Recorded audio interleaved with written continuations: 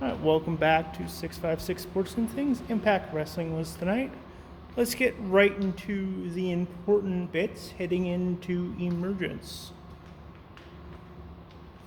So in the opening contest, we get a tag team match between all four people in the number one contenders match. Sami Callihan and Ace Austin win this match, but there was not Ace Austin, sorry, Chris Sabin wins this match against Ace Austin and Moose. Essentially, there was a bit of breaking down.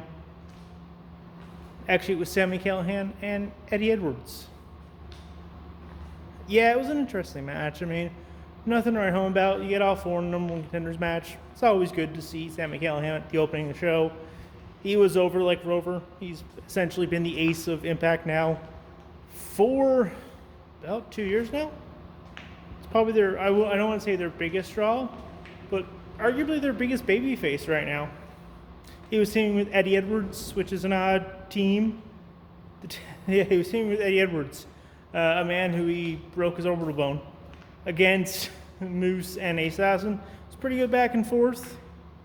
They had some issues coming up, but hey, it happened, setting up the number one contendership match for the winner of Christian Cage and Brian Myers for the Impact World title tomorrow night.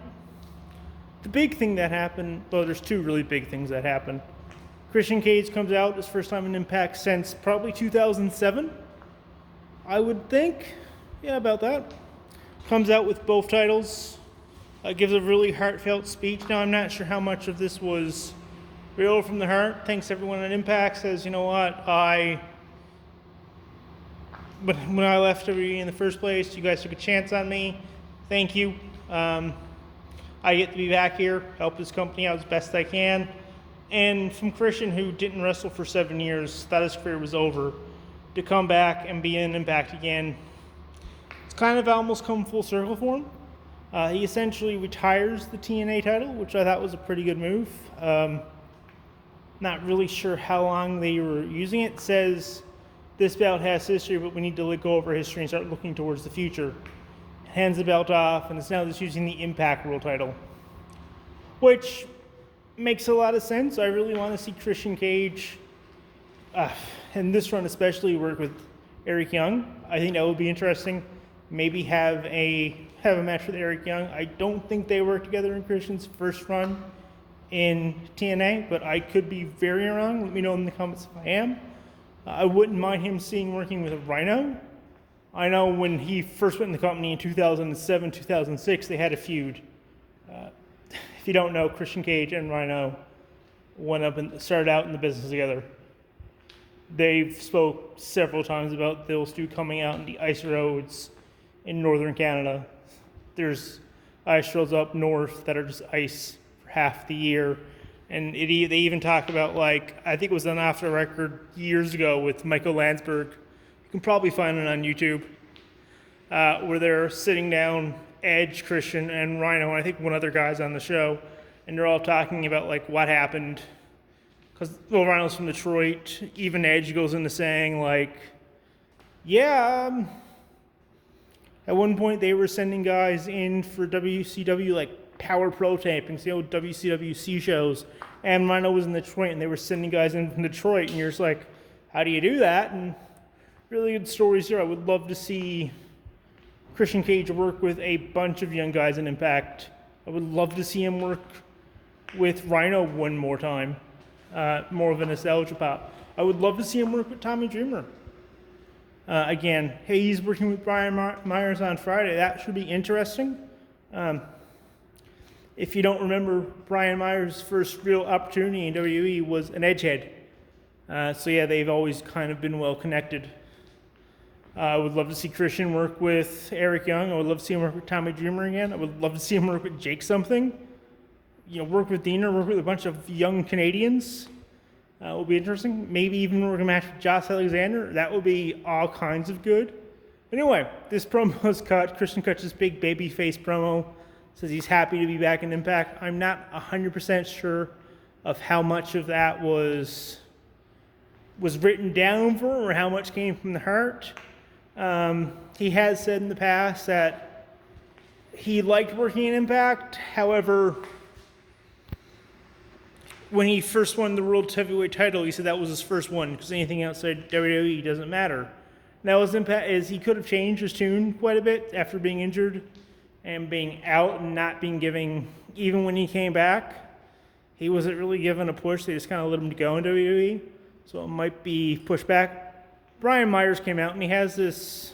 He's trying to be all cool and Brian Myers like, and he has a younger boy with him. I don't want to say young boy, but he has his assistant with him, and they're taking notes.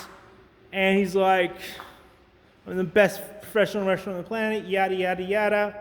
And like, Christian says some really interesting things. He goes, well, it's about time you moved out of Matt Cardona's shadow, and a bunch of things. Yeah, you may be the most professional wrestler here, but like I'm the best wrestler in the world, and you have to like lose to learn to win type of thing.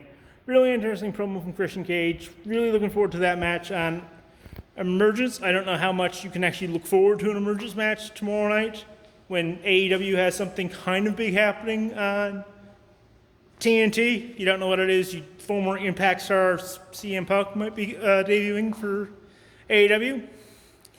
But let's go right into the main event. The main event was all kinds of good. If you like big men banging into each other, that sounded wrong.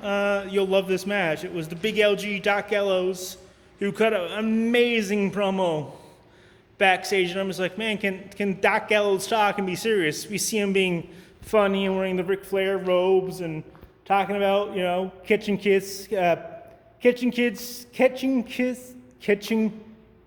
stealing kisses, and a whole bunch of wacky shit. But when he wants to, he can go. And he took on Joe Doring. This match was all kind of Haas. They just beat 6 shades of red of each other. It was boys got beat. That's going on a t-shirt. It set up the triple threat tag match that they're having for the tag titles. It's the Good Brothers Violent by Design and Willie Mack and Rich Swann tomorrow night for the belts. This match was nuts. They go outside and there's a spot where Luke Gallows is going for Sky High and puts Joe Doring through like the stage. There's a spot on the stage where they go through. They kind of do the Bam Bam Bigelow Taz spot from ECW where Bigelow puts Taz through the stage. Except you could tell there was stuff down there. Like the doctors come out, they try to get everyone up. Gallows gets up first, starts crawling to the ring like a madman. And Doring gets up, and of course, and the match is almost over. They both stand up.